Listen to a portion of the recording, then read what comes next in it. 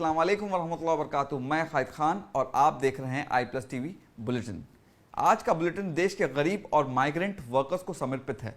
इस बुलेटिन में हम मजदूरों का बुरा हाल और सरकार की लापरवाही की खबर लेंगे, क्योंकि इंडिया में 2020 जहां कोरोना की महामारी के लिए याद किया जाएगा, वहीं माइग्रेंट्स वर्कर और गरीबों के कत्ले आम के लिए याद किया जाएगा। क्या ये मजदूर हादसों की वजह से मर रहे हैं या इन्हें मरने पर मजबूर किया जा रहा है? आइए इसी बात से अपनी बात शुरू करते हैं। ये देखिए, आपकी स्क्रीन के ऊपर एक फोटो है जिसमें दो लोग दिख रहे हैं। एक की गोद में दूसरा बड़े आराम से लेटा हुआ है। जो लेटा हुआ है उसका नाम अमृत है और जिसकी गोद में ये लेटा हुआ है उसका नाम याकूब है। आइए अब इन दोनों की कहानी जानते हैं। ये दोनों प्रवासी मजदूर हैं। गुजरात की एक फैक्ट्री में कपड़ा बनाने का काम करते थे। लॉकडाउन की वजह से फैक्ट्री बंद हो गई। सूरत से ट्रक में 4-4 हजार रुपए देकर नासिक से इंदौर होते हुए कानपुर अपने घर लौट रहे थे। रास्ते में अमृत की तबीयत खराब हुई और बाकी मजदूरों को शक हुआ कि कहीं उसे कोरोना तो नहीं। इस शक की वजह से उसे ट्रक से उतार दिया गया। जब अमृत को ट्रक से उतारा गया उस वक्त याकूब भी उसके साथ उतर गया। अमृत बेहोशी की हालत में था। दोस्त की इस हालत को देखकर और कोरोना के डर के बावजूद याकूब ने उसका साथ नहीं छोड़ा। लोगों ने उसको देखा, उसकी मदद की। लोगों की मदद के साथ अमृत को लेकर याकूब जिला हॉस्पिटल तक पहुंचा। हालत गंभीर होने की वजह से डॉक्टरों ने उसे वेंटिलेटर पर रखा, लेकिन अमृत ने दम तोड़ दिया। याकूब और इन जैसे इंसानी फरिश्तों को सलाम। नाज़रीन, जैसा कि आपने देखा, याकूब और अमृत की ये दोस्ती एक मिसाल है गंगा जमुना तहजीब की। मजदूरों से रिलेटेड एक और न्यूज़ लेते हैं। ये न्यूज़ बहुत ही ज़्यादा इमोशनल कर देने वाली है। ये आपके स्क्रीन पर जो आप देख रहे हैं, ये एक ख़त है उस मजदूर का, जब उसने वो साइकिल चुराई और उस मालिक को ये ख़त लिखकर छोड़ दिया था। इस ख़त में लिखा है, नमस्ते जी, मैं आपकी साइकिल ले जा रहा हूँ, हो सके तो मुझे माफ़ कर दें। मेरे पास कोई साधन नहीं। मेरा एक बच्चा है जो विकलांग है, चल नहीं सकता। हम बरेली तक जा रहे हैं। आपका कसूरवार एक यात्री, मजबूर और मजदूर, इकबाल खान। अब आप खुद सोचिए कि इस दुखद चिट्ठी में क्या लिखा है। यही ना कि इस मुल्क के शहंशाह बस लाखों और करोड़ों की बात करते हैं, मगर उनके पास जनता के लिए सिर्फ और सिर्फ वादे हैं और कुछ नहीं। लाखों करोड़ों परेशान हैं, मर रहे हैं, मगर सरकार को इनकी मौत की कोई परवाह नहीं। 2020 जहां कोरोना पेंडेमिक की वजह से जाना जाएगा, वहीं माइग्रेंट मजदूरों की मौत के लिए भी जाना जाएगा। सब याद रखा जाएगा, सब कुछ याद रखा जाएगा। आइए जानते हैं मजदूरों के लिए गवर्नमेंट कितनी सीरियस है। राजस्थान से 500 बसें जो कांग्रेस की तरफ से फ्री में प्रवासी मजदूरों को यूपी ले जा रही थी, उन बसों को यूपी बॉर्डर पर रोक लिया गया। उनको योगी आदित्यनाथ की गवर्नमेंट ने परमिशन नहीं दी।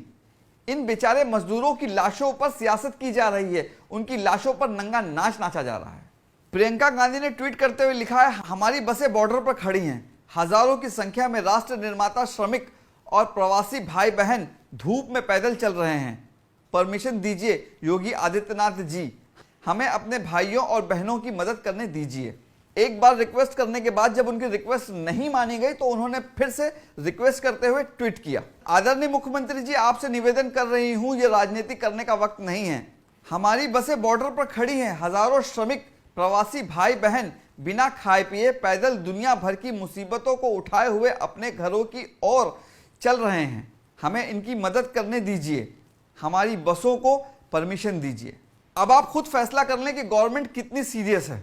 हम इस बात को समझते हैं कि बाहर से आने वाले मजदूर कोरोना पॉजिटिव हो सकते हैं और इसके कैरियर बनकर कोरोना फैला सकते हैं, मगर उनको क्वारंटाइन करना, उनकी स्क्रीनिंग करना और उनके लिए खाने पीने का प्रबंध करना, ये सरकार की जिम्मेदारियों में आता है और आपको इसीलिए तो वोट दिया गया था। आचार्य प्रमोद कृष्णन ने आज एक बहुत ही अच्छी बात कही। उन्होंने लिखा है अपने ट्विटर हैंडल पर, कोई भूख से मर रहा है, कोई रेल की पटरी पर कट कर मर रहा है, कोई सड़क पर मर रहा है, लेकिन हर जगह सिर्फ मजदूर मर रहा है। सरकार कभी नहीं मरती क्योंकि उसका ज़मीर मर गया है। एक और ट्वीट में लिखा है, तपती सड़क, टूटी चप्पल और सिर पर गठरी लिए चल रहे मजदूर में एक भी जमाती और एक भी सन्यासी नहीं दिख रहा, लेकिन फिर भी मीडिया ने हिंदू मुसलमान करने में कोई कसर नहीं छोड़ रखी है। इसी का रिएक्शन है, आप ये वीडियो देखिए। रुक जाओ,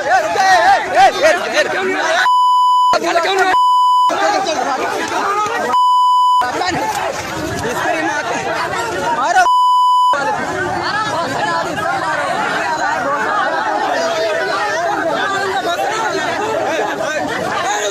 रुक जा मीडिया वाला, मीडिया वाला कोई भी हो, सब मीडिया वाले को मारो। साला हम लोगों की नहीं सुनता है। इसको रहने दो, इसको रहने दो। इधर ही इसको बैठा लो यार, इधर बैठा। जाओ जाओ जाओ, इधर बैठ जाओ, इधर बैठ। कैमरा मत देखो, इधर बैठ जाओ। मारे जाओगे यार, रास्ते में जाओगे यार, मारे जाओगे। इधर बैठ जाओ यार, इसको बैठा दो। इधर कैमरा मिल जाएगा, इधर बैठ जाओ, नहीं तो मारे जाओगे, उधर जाओगे।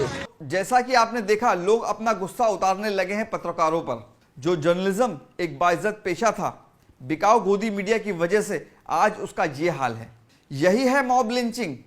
अब ये मॉब नहीं देखता कि कौन पत्रकार है और कौन भगवाधारी। जो बोया है वो काटो। कैबिनेट मिनिस्टर एनसीटी दिल्ली और एमएलए एडवोकेट राजेंद्र पाल गौतम ने बाराबंकी में दलित समाज के एक सफाई कर्मी, जिसको पुलिस ने बुरी तरह पीट पीट कर लहूलुहान कर दिया, उसका एक वीडियो पोस्ट किया है और लिखा है, क्या केंद्र की भाजपा सरकार ने आंखें मूंद ली है जो उसे ये सब दिखाई नहीं देता? लॉकडाउन के दौरान लगातार दलित, शोषित, पीड़ित, गरीब, मजदूर वर्ग को प्रताड़ित करने की खबर सामने आ रही हैं और सरकार ने उन्हें बेसहारा मरने के लिए छोड़ दिया है। बाराबंकी प्रशासन और राज्य सरकार तत्काल कार्रवाई करे। मजदूरों के साथ हादसे ही हादसे हो रहे हैं इस देश में, चाहे वो औरैया हो और चाहे वो गुजरात हो। क्या 20 लाख करोड़ में से कुछ मजदूरों को भी मिलेगा? संजय सिंह ने माइग्रेंट्स वर्कर्स को घर पहुंचाने वाली स्पेशल ट्रेन पर एक बड़ी बात लिख दी है। उन्होंने लिखा है, गृह मंत्रालय कह रहा है रेलवे 100 श्रमिक ट्रेनें चला रही है, मतलब 1,20,000 मजदूर प्रतिदिन घर पहुंचाया जा रहा है। घर जाने वाले प्रवासी मजदूरों का अनुमान 4 करोड़ है। मतलब अगर सरकार पूरी ईमानदारी से इसी रफ्तार से पहुंचाएगी तो सभी माइग्रेंट्स वर्कर्स को घर पहुंचने में तकरीबन 1 साल लग जाएगा। गुजरात के एमएलए जिग्नेश मेवानी ने लिखा है, गुजरात मॉडल ध्वस्त हो चुका है। गुजरात की स्थिति ऐसी हो चुकी है कि कोरोना के मरीज अस्पताल के बाहर बैठे हुए हैं, उन्हें भगवान के भरोसे छोड़ दिया जा रहा है। हद तो तब हो गई जब जिस मरीज का अस्पताल में इलाज चल रहा था उसकी लाश 5 दिन बाद बस स्टैंड पर मिलती है। क्या यही है गुजरात मॉडल? योगी जी की सरकार ने तो हद ही कर दी। हाईवे पर जिनके मकान है और जो लोग सड़कों पर पैदल चलते हुए मजदूरों की खाने पीने से मदद कर रहे थे, उन्हें नोटिस देकर प्रताड़ित किया जा रहा है। मतलब जो मर रहे हैं उन्हें मरने दो, उनकी क्यों मदद कर रहे हो? ये नोटिस आप स्क्रीन पर देख सकते हैं। आइए आखिर में एक और न्यूज लेते हैं, एक मासूम बच्चे की। ये वीडियो देखिए। 2 पुलिस वालों ने मासूम की पिटाई कर दी और बारादर थाना क्षेत्र के सिंधु नगर की घटना है। मेरे पापा नहाने गए थे घर पे, हमारा ठेला लगता है गली में, तो मैं यहाँ पे खड़ा हो गया था। पुलिस वाले आए, उनने गंदी गंदी गालियां दी, मारे डंडे मुझे पुलिस वालों ने।